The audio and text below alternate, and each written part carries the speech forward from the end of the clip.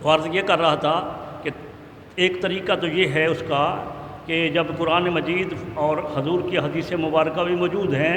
تو پھر ہمیں یہ بھی حکم دیا گیا کہ اپنے آپ کو سنوارنے کے لیے کونوا مع الصادقین، سچوں کے ساتھ ہو جاؤ، نیکوں کے ساتھ ہو جاؤ، متقین کے ساتھ ہو جاؤ، ولیوں کے ساتھ ہو جاؤ، اس وجہ سے کہ جب میرے نیک مقرب بندوں کے ساتھ تم ہو جاؤ گے تو اللہ تبارک و تعالیٰ کی بارگاہ کے اندر جو وہ ذاکر ہوں گے ذکر کرنے والے، تو تمہیں بھی ان کے ساتھ رہ کر اپنے آپ کو تم سنوار سکو گے۔ ایک طریقہ تو یہ تھا۔ دوسرا میں عرض یہ کر رہا تھا کہ کیونکہ جنت ہمارا منزل مقصود ہے، مومن کے لیے ہی جنت بنی ہے، تو دوسرا طریقہ یہ تھا کہ رب کائنات جو ہے چونکہ کلمہ جب اس کا پڑھ لیا تو جنت میں تو اس نے بھیجنا ہے، اور وہ طریقہ یہ ہے کہ رب کائنات اسے مزکہ مصفہ کرے گا، وہ مرنے کے بعد جو ہے جہنم میں عذاب دے گا، اور عذاب میں ڈالے جانے کے بعد اس کو پاک صاف کرنے کے بعد انہیں جنت میں بھیجا جائے گا۔ یہ طریقہ بہت مشکل ہے۔ جب ہم دنیا کے اندر چھوٹی سی تکلیف کو بھی برداشت نہیں کر پاتے تو ہم آخرت کے چھوٹے سے چھوٹا عذاب جو جہنم کا جوتا ہے ہم اس کو کیسے برداشت کر پائیں گے؟ اس سے بڑے عذاب جہنم کا جوتا پہنانا یہ سب سے چھوٹا وہاں کا عذاب، تو اللہ تبارک و تعالی ہمیں جہنم سے بھی محفوظ کرے۔ تو لہٰذا ہمیں اس دنیا کے اندر جو ہے اپنے آپ کو سنوارنا ہے، اپنے آپ کا تزکیہ تصفیہ کرنا ہے، اللہ کے نیک بندوں کے سنگت اختیار کرنی ہے، اور اس کا ایک شارٹ طریقہ یہ ہے کہ بندہ چاہے گناہ کے انبار لیے پھرتا ہو، بہت زیادہ گناہ بندے کے ساتھ ہوں، تو رب کائنات نے چونکہ وہ تو بخشن ہار ہے نا، وہ نہیں چاہتا کہ میرے بندے جہنم میں جائیں، اس نے کئی طریقے بتائے ہیں، خود سمجھائے ہیں، اور اس نے اپنے حبیب صلی اللہ علیہ وآلہ وسلم کے ذریعے ہمیں بتایا ہے، یعنی قرآن و حدیث کے اندر یہ موجود ہے کہ جب بندہ مزکہ مصفہ ہونا چاہے تو پھر کیا کرے؟ گناہوں سے توبہ کر لے، جتنے بھی گناہ ہیں معاف کر دیں گے۔ اللہ تبارک و تعالیٰ کی بارگاہ میں جب توبہ بندہ کرتا ہے تو توبہ وہ عمل ہے کہ اللہ تبارک و تعالیٰ گناہوں کو معاف کر دیتا ہے، چاہے جتنا بھی گناہ ہو، حقوق اللہ کے حوالے سے۔ حقوق العباد میں مالک یوم الدین ہے اللہ کی ذات، وہ چاہے تو معاف کر سکتی ہے، وہ قادر مطلق ہے، لیکن ہمارے پاس چونکہ ایک ترغیب دی گئی تاکہ ہم دوسرے کا حق نہ کھائیں، بتایا گیا ہمیں حدیث مبارکہ کے اندر کہ رب کائنات جو ہے وہ معاف نہیں کرے گا، وہ معاف کرنا چاہے تو کر سکتا ہے، وہ قادر مطلق ہے،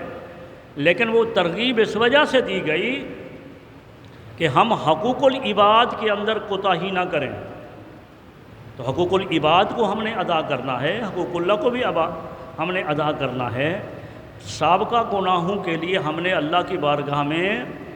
معافی مانگنی ہے، اللہ کی بارگاہ میں توبہ کرنی ہے، اور جب اللہ تبارک و تعالیٰ کی بارگاہ میں توبہ کریں گے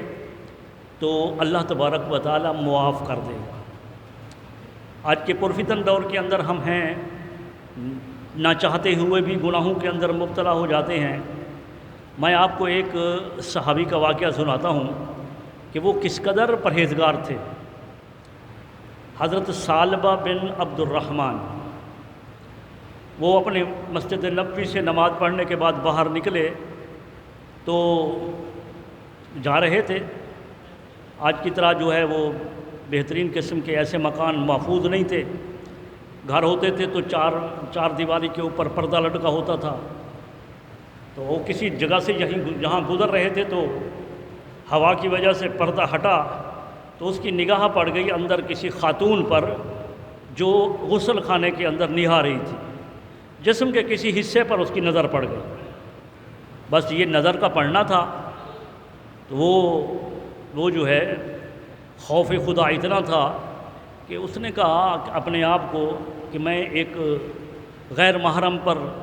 نظر ڈال لی ہے میں نے، اب میرا کیا ہوگا؟ میری اللہ تبارک و تعالیٰ میری گرفت کرے گا۔ وہ جنگلوں میں نکل گیا، پہاڑوں میں نکل گیا،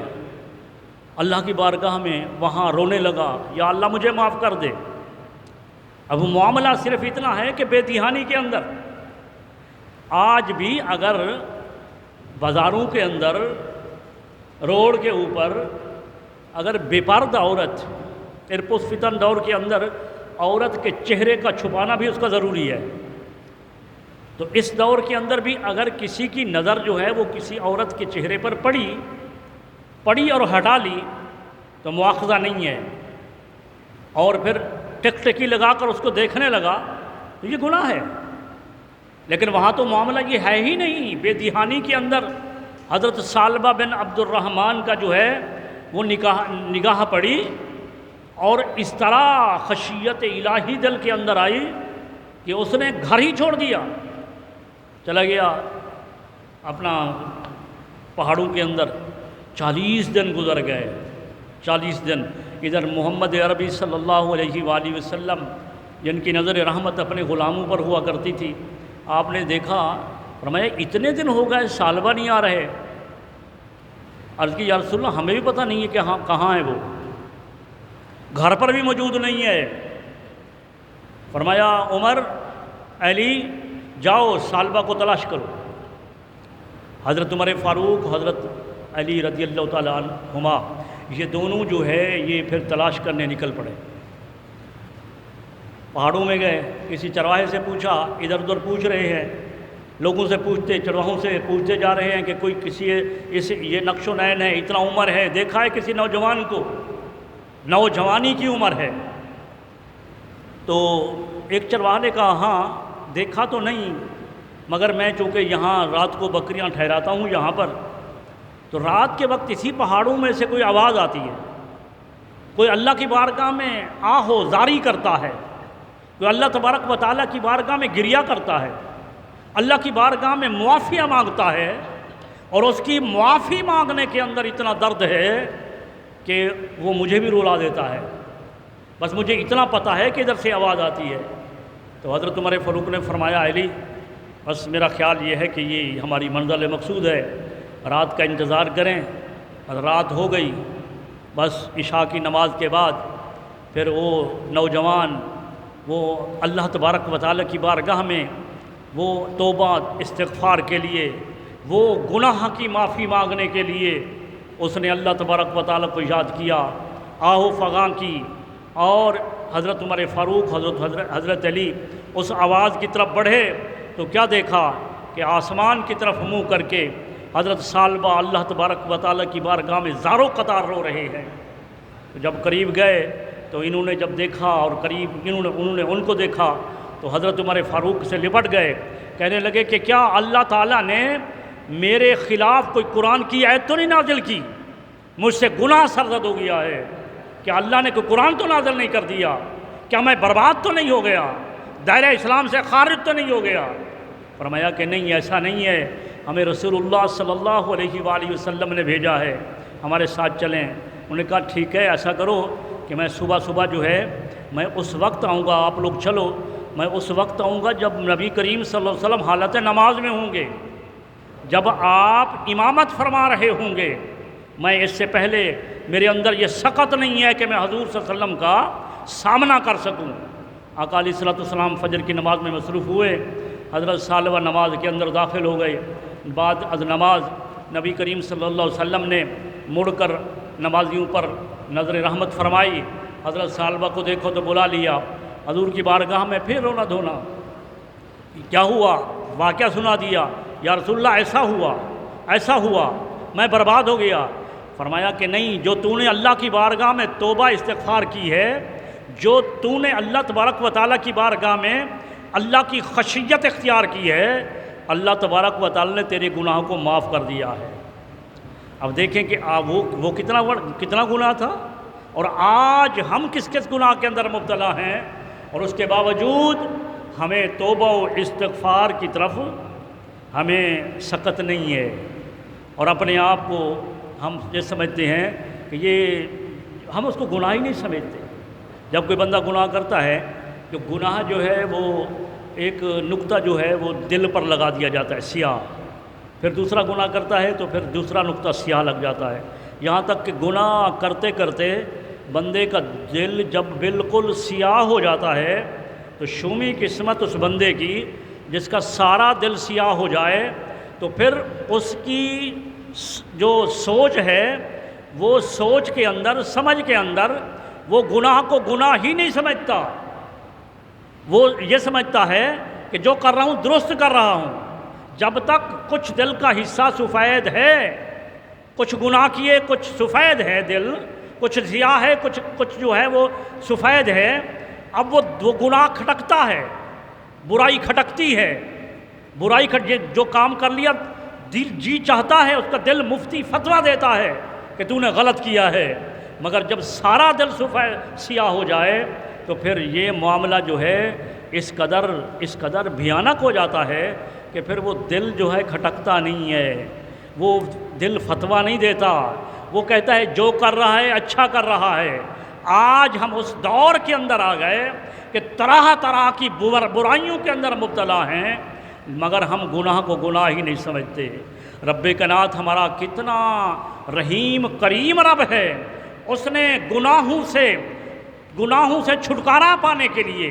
پاک کرنے کے لیے طریقے بتائے۔ کونوا مع الصادقین، سچوں کے ساتھ ہو جاؤ، اولیاء کی سنگت اختیار کر لو، اپنے آپ کا مزکہ مصفہ کر لو، قرآن مجید کے ساتھ جڑ جاؤ، مصطفیٰ کے فرامین کے ساتھ جڑ جاؤ، اور میری بارگاہ کے اندر توبہ کرو۔ تمہاری توبہ کرنے کی دیر ہے، اپنے آنکھوں سے آنسو بہانے کی دیر ہے، اپنا چہرہ معصوم رونے جیسی شکل بنانے کی دیر ہے، میں تمہارے گناہوں کو معاف کر دوں گا۔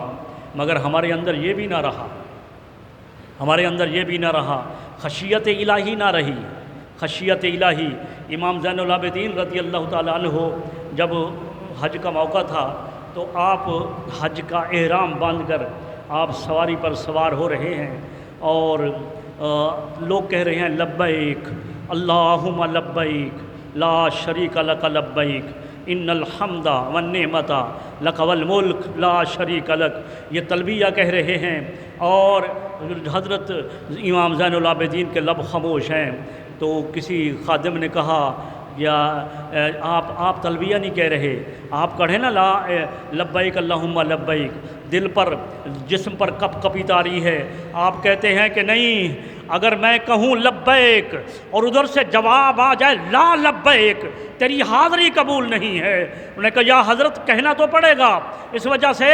کہ یہ حج و عمرہ کے لیے ضروری ہے کہ وہ تلبیہ کہے۔ عزیزان گرامی قدر، ان کی سیرت کی کتابوں میں آتا ہے جب اس نے کہا لبیک اللہم لبیک،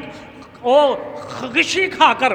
سواری سے گھوڑے سے نیچے گر پڑے اور حج کے ایام کے اندر مدہوشی کے اندر رہے، حج کے ایام کے اندر ہی مدہوش رہے۔ عزیزان گرامی قدر، یہ تھی خشیت الہی، اور یہی ہیں امام زین العابدین۔ جس وقت ایک مرتبہ آپ خانہ کعبہ کے اندر جو ہے وہ طواف کعبہ کے دوران طواف کرنے کے بعد آپ پھر وہ خانہ کعبہ کی دیوار کے ساتھ مل کر خانہ کعبہ کے غلاف کو پکڑ کر اللہ کی بارگاہ میں توبہ و استغفار کر رہے ہیں، گویا کہ یوں دعا کر رہے ہیں، اپنے آپ کو اتنا گناہگار ثابت کر رہے ہیں، دعا کر رہے ہیں اللہ کی بارگاہ میں، باری تعالیٰ میرے اتنا گناہ ہیں کہ تیرے کائنات کے درختوں کے پتوں کی تعداد سے بھی زیادہ ہیں، میرے اتنا گناہ ہیں کہ تیرے ریت کے ذرات بھی میرے گناہوں سے کم ہیں، میرے اتنا گناہ ہیں کہ سمندر میں جھاگ کی تعداد جو ہے، جھاگ جو ہے اس کی جو تعداد ہے اس سے بھی میرے گناہ زیادہ ہیں، بارش کے قطرات سے میرے گناہ زیادہ ہیں، باری تعالیٰ تو مجھے بخش دے۔ اس طرح کی اپنے آپ کو گناہگار تصور کر کے اللہ کی بارگاہ میں عارضی انکساری کا یہ عالم کہ اللہ کی بارگاہ میں دعا کر رہے ہیں اور لوگ وہاں پر جو ہے طواف کر رہے ہیں، یہ درد بھری آواز ہے جو لوگوں کو بھی رلا رہی ہے۔ ایک بہت بڑے تابعی ہیں، وہ کہتے ہیں کہ جب میں نے دیکھا کہ یہ نقاب پوش شخص ہے جو خانہ کعبہ کے غلاف کو پکڑ کر یہ اللہ کی بارگاہ میں توبہ استغفار کر رہا ہے، تو میں نے سوچا کہ شاید کوئی بڑا پاپی ہے جس نے بڑے گناہ کمائے ہیں، جو بڑا گناہگار ہوگا وہ معافی مانگ رہا ہے، تو میں نے کہا یا اللہ تو اسے معاف کر دے، اس نے حد کر دی تیری بارگاہ کے اندر توبہ کرنے کی۔ الغرض تیسرا پہر ہو گیا، وہ شخص اللہ کی بارگاہ میں توبہ کیے جا رہا ہے۔ اب میں اس شخص کے قریب گیا اور جا کر کہا کہ شاید تو نے کوئی بہت بڑا گناہ کمایا ہے، شاید تو کوئی بڑا گناہگار ہے، نقاب پوش انسان، تو نے جو توبہ کی ہے یقیناً اللہ نے قبول کر لیا ہوگا، لیکن ذرا بتا تو صحیح تو ہے کون؟ جب اس کے چہرے سے نقاب اٹھایا تو دیکھا تو وہ ایک عام آدمی نہیں تھا۔ وہ فرماتے ہیں کہ زمین میرے قدموں سے نکل گئی اور میں نے دیکھا تو وہ امام زین العابدین تھے۔ میں نے عرض کی باری تعالیٰ جب یہ تیرے مقرب بندے کا یہ حال ہے تو ہم تیری بارگاہ کے اندر کس قدر کے وہ لوگ ہیں کہ تیری بارگاہ کے اندر توبہ و استغفار نہیں کرتے۔ تو عزیزان گرامی قدر، نیکوکاروں کا تو طریقہ رہا ہے، نیکوکاروں کا طریقہ رہا ہے کہ وہ توبہ و استغفار گناہ نہ ہونے کے باوجود بھی کرتے تھے، کس وجہ سے کہ توبہ کرنے سے جو نیکوکار ہے اس کے درجے بلند ہوتے ہیں، جو گناہگار ہے گناہ مٹتے ہیں۔ وہ نیکوکار ہونے کے باوجود، اللہ کے مقرب ہونے کے باوجود، اللہ تبارک و تعالیٰ کے وہ مخلص ہونے کے باوجود وہ توبہ و استغفار کریں، اور ہم گناہوں سے لتھڑے ہوئے ہونے کے باوجود، گناہوں کے اندر ہمارا جسم کا ایک ایک روح، ایک ایک بال، ایک ایک حصہ گناہوں کے اندر لت پت ہو، اور ہم اللہ کی بارگاہ میں توبہ نہ کریں، یہ ہماری شومی قسمت نہیں ہے تو اور کیا ہے۔ اللہ تبارک و تعالیٰ کی بارگاہ میں اگر ہم نے مزکہ مصفہ ہونا ہے اور آخرت کے اندر ہم نے کامیابی چاہنی ہے تو ہمیں اللہ تبارک و تعالیٰ کی بارگاہ میں توبہ و استغفار کرنا ہوگا۔ اللہ تبارک و تعالیٰ کی بارگاہ میں توبہ استغفار کرنے سے رب کائنات گناہوں کو معاف کر دیتا ہے۔ بنی اسرائیل میں ایک شخص تھا، اس نے گناہ کیا اور پھر اس نے توبہ کر لی، اللہ تبارک و تعالیٰ توبہ کو قبول کر لیا۔ الغرض اس نے 70 مرتبہ توبہ کی، توبہ کرتا پھر گناہ کو پھر اس توبہ کو توڑ دیتا۔ اب یہ ہے نا کہ ہم کہتے ہیں کہ توبہ کریں تو پھر ہم سے گناہ ہو جائے گا۔ پہلے تو گناہوں پر اپنے آپ کو سختی کے ساتھ گناہوں کے قریب نہ جائیں، اپنے آپ کو روکیں، اور اگر ہو بھی گیا توبہ کرنے کے بعد تو اللہ کے پیارے حبیب صلی اللہ علیہ وسلم کا فرمان سنیے۔ نبی کریم صلی اللہ علیہ وسلم نے فرمایا کہ وہ شخص جو ہے 70 مرتبہ توبہ کرنے کے بعد توڑ بیٹھا، 70 مرتبہ توبہ کی پھر توڑ بیٹھا، یعنی 70 مرتبہ توبہ کرنے کے بعد پھر اس نے توڑ دیا، تو اب کی بار اس نے سوچا کہ میں کتنا گناہگار ہوں، کتنا پاپی ہوں کہ بار بار توبہ کرتا ہوں اور پھر توڑ دیتا ہوں، تو اب کی بار تو اللہ مجھے معاف نہیں کرے گا۔ تو اس نے اپنے آپ کو مایوس کر لیا یا مایوس کیا، توبہ نہیں کی۔ تو رب کائنات نے اس وقت کے نبی کو پیغام بھیجا کہ اپنے فلاں امتی کے پاس جا اور اسے جا کر میرا یہ مجدہ سنا کہ تو اپنا حوصلہ ہار بیٹھا ہے، ہم تو اب بھی بخشنے کو تیار ہیں۔ 70 مرتبہ توبہ کرنے کے بعد اب توبہ نہیں کر رہا اس نیت سے کہ اللہ معاف نہیں کرے گا، فرمایا کہ یہ تو حوصلہ اپنا ہار گیا ہے، ہم تو اب بھی بخشنے کو تیار ہیں۔ تو لہٰذا اللہ تبارک و تعالیٰ کی بارگاہ میں توبہ و استغفار اس طرح کرنی چاہیے کہ اگر نیکوکار ہیں آپ میں سے کوئی تو وہ نیکوکار ہے تو اس کے درجات بلند ہوں گے، اگر مجھ جیسا گناہ گار ہے تو گناہ مٹیں گے۔ اللہ کی بارگاہ میں 24 گھنٹے کے اس سرکل کے اندر تھوڑا سا وقت ایسا نکالیے، سونے سے بستر پر جانے سے پہلے تھوڑی دیر کا اعتکاف کر لیجئے کہ آج میں نے اس 24 گھنٹے کے اندر کیا پایا ہے، کیا کھویا ہے۔ جو پایا ہے اس پر اللہ کا شکر ادا کیجئے کہ اللہ کا کرم ہوا، یہ اللہ کا فضل ہوا، مجھ سے یہ کام نیک کام ہو گئے، اور جو اس میں کھو بیٹھے یہ بھی کوتاہی ہوئی، یہ بھی غلطی ہوئی، یہ بھی مجھ سے جو ہے گناہ ہو گیا، اس گناہوں پر نادم ہو جائیے، اللہ تبارک و تعالیٰ کی بارگاہ میں توبہ کیجئے۔ اللہ کی بارگاہ میں وہ چھوٹا سا 5 منٹ کا اعتکاف اپنے آپ کو اللہ کی بارگاہ میں حاضر کر دیجئے، اللہ تبارک و تعالیٰ کی بارگاہ میں توبۃ النصوحہ کیجئے، ٹھٹھا مذاق نہیں کہ دل کے اندر ہو نہیں میں توبہ کر رہا ہوں اور دل کے اندر ہے کہ نہیں صبح یہ کام میں نے صبح دوبارہ کرنا ہے، تو یہ اللہ کی بارگاہ میں توبہ نہیں، یہ اللہ کی بارگاہ میں مذاق ہے۔ اس وقت پکی توبہ کرو، آگے انسان ہے، انسان انس سے ہے، انسان کی سرشت کے اندر بھول رکھی گئی ہے، اگر بھول گیا دوبارہ توبہ کی اللہ تبارک و تعالیٰ دوبارہ معاف کر دے گا، مگر ہماری توبہ تو صرف توبہ تک ہے، دل کے اندر سب کچھ ہے کہ یہ بھی کروں گا یہ بھی کروں گا یہ بھی کروں گا، اور جو ہے زبان سے ہم کہتے ہیں ایسے کانوں کو ہاتھ لگا کر توبہ توبہ توبہ توبہ، یہ توبہ کیا ہے؟ اس کا نام توبہ تھوڑا ہے۔ توبہ یہ ہے کہ بندے کا پکا پختہ ارادہ ہو کہ آئندہ یہ گناہ نہیں کیا جائے گا، اللہ تبارک و تعالیٰ کی جو جلالت ہے اس کو مد نظر رکھ کر کہ اللہ تبارک و تعالیٰ جو ہے وہ کتنا وہ جبار اور قہار ہے، اگر ہماری گرفت ہو گئی تو ہمارا معاملہ کیا ہوگا؟ اللہ کی اس شان جباری اور قہاری کو سامنے رکھ کر اللہ کی بارگاہ میں توبہ کیجئے، پھر اس کے رحیم اور کریم کو سامنے رکھ کر گناہ ہو گئے تو وہ رحیم بھی ہے وہ کریم بھی ہے، وہ یقیناً بخشے گا، وہ بخش دے گا۔ اللہ تبارک و تعالیٰ کی خشیت بھی دل میں رکھیے، اللہ تبارک و تعالیٰ کی جو رحیمیت ہے کریمیت ہے وہ بھی دل کے اندر رکھیے، دونوں چیزیں ہوں گی اللہ تبارک و تعالیٰ معاف کر دے گا۔ اور دل کے اندر جو ہے حضرت عمر فاروق رضی اللہ تعالیٰ عنہ وہ فرماتے ہیں کہ اگر اعلان ہو جائے کہ پوری کائنات میں پوری نسل انسانی میں جنت کے اندر جو ہے جہنم کے اندر جو ہے وہ ایک شخص جا رہا ہے، فرمایا کہ پھر وہ میں یہ سمجھوں گا کہ شاید وہ جہنم میں ایک شخص جانے والا میں ہی ہوں، یعنی اللہ کی جباریت قہاریت، اس قدر خوف خدا، اس قدر خشیت کہ اگر صرف اعلان ہو کہ جہنم میں جانے والا نسل انسانی میں صرف ایک شخص ہے تو فرماتے ہیں میں یہ سمجھوں گا کہ وہ جہنم میں جانے والا میں ہی شخص ہوں، اور اگر یہ اعلان ہو جائے کہ پوری نسل انسانی میں جنت میں ایک شخص ہو جائے تو مجھے اللہ کی ذات پر اتنا امید ہے کہ میں یہ سمجھوں گا کہ جنت میں وہ ایک شخص جو جائے گا وہ میں ہی ہوں۔ تو لہٰذا اللہ کی رحمت کی امید بھی رکھیے، اللہ تبارک و تعالیٰ کی خشیت، اللہ تبارک و تعالیٰ کی جو جباریت قہاریت ہے اس سے بھی ڈریے، اللہ کی بارگاہ میں توبہ کیجئے، اللہ والوں کی سنگت اختیار کیجئے۔ آخر میں آپ احباب کے سامنے ایک حدیث مبارکہ جو بخاری اور مسلم میں ہے،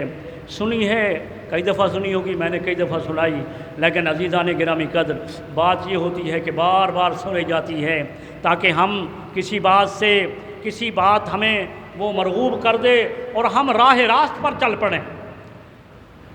آپ نے سنا ہوگا علماء کرام کی زبانی، کیونکہ حدیث پاک جو ہے حضور کا فرمان تو ہے لیکن وہ مزیدار بھی اتنا ہے کہ بارہا بڑے بڑے خطیب جو ہے اس کو بیان کرتے ہیں، وہ یہ ہے کہ بنی اسرائیل میں نبی کریم صلی اللہ علیہ وسلم نے فرمایا کہ ایک شخص تھا، اس نے 99 قتل کیا تھا،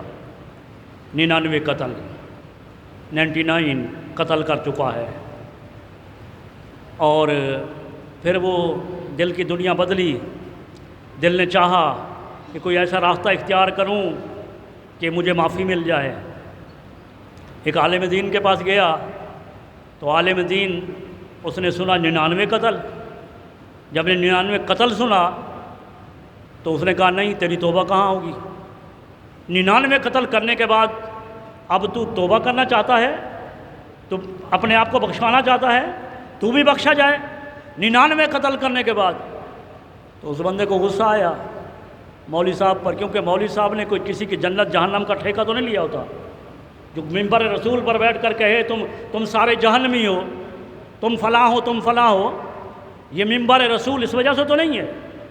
یہ ممبر رسول پر تو اللہ تبارک و تعالیٰ کی خشیت بھی دلانی ہے، اللہ کی رحمت وہ بھی امید دلانی ہے، اور وہ کون؟ اللہ تبارک و تعالیٰ تو مالک یوم الدین ہے۔ کون ہے کہ جو اللہ کی رحمت اور بندے کے گناہوں کے درمیان حائل ہو جائے؟ وہ چاہے تو بندے کے گناہوں کو معاف کرے، وہ مالک یوم الدین ہے، وہ علی کل شیء قدیر ہے۔ تو جب اس نے کہا کہ نہیں بخشا جائے گا تو پھر اس کو غصہ آ گیا۔ اس نے کہا ٹھیک ہے، اگر مجھے نہیں بخشا جانا تو زندہ تو نے بھی نہیں رہنا۔ اس نے پھر کدال کوئی اٹھایا، سامان کوئی آلہ اٹھایا اور مولوی صاحب کو قتل کر دیا۔ مولوی صاحب کو قتل کرنے کے بعد اب اس نے قتل کی سنچری مکمل کر لی، 100 مکمل ہو گئے، 100 کا قاتل بن گیا۔ اب جب 100 کا قاتل ہے تو پھر ایک وقت آیا، پھر اس کے دل کے نے چاہا کہ کاش میری توبہ ہو جاتی، میں بخشا جاتا۔ اب وہ تلاش میں رہا کہ کسی سے پوچھوں کہ میری توبہ ہو سکتی ہے کہ نہیں۔ وہ ایک عالم دین کے پاس گیا، وہ اللہ والا تھا۔ اس کے پاس جب گیا تو اس نے جب سنایا کہ میں 100 کا قاتل ہوں تو اس نے کہا کہ ہاں تیری توبہ قبول ہو سکتی ہے، ایسا کر تو جا قریۃ الصالحہ۔ اب یہ سابقہ 2 جمعوں کا نچوڑ بھی اور آج کا توبہ کا موضوع بھی، توبہ بھی اس کے اندر آ گئی۔ کونوا مع الصادقین،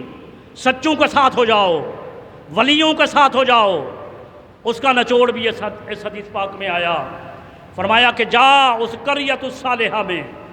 قریۃ الصالحہ وہ نیکوکاروں کی بستی ہے،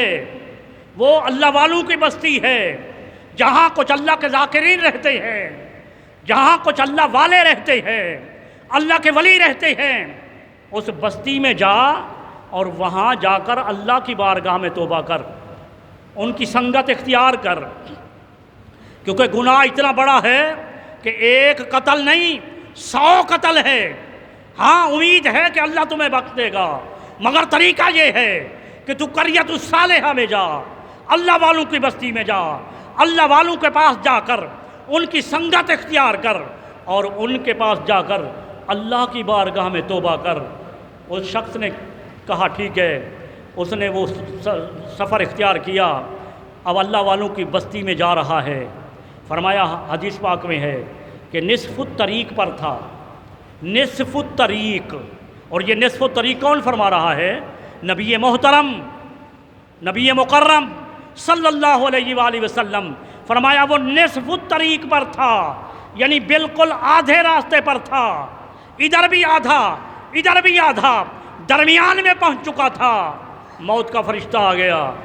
اور اس موت کے فرشتے نے اس کی جان کو قبض کر لیا۔ اب اس نے جان لے لی، وہ وہاں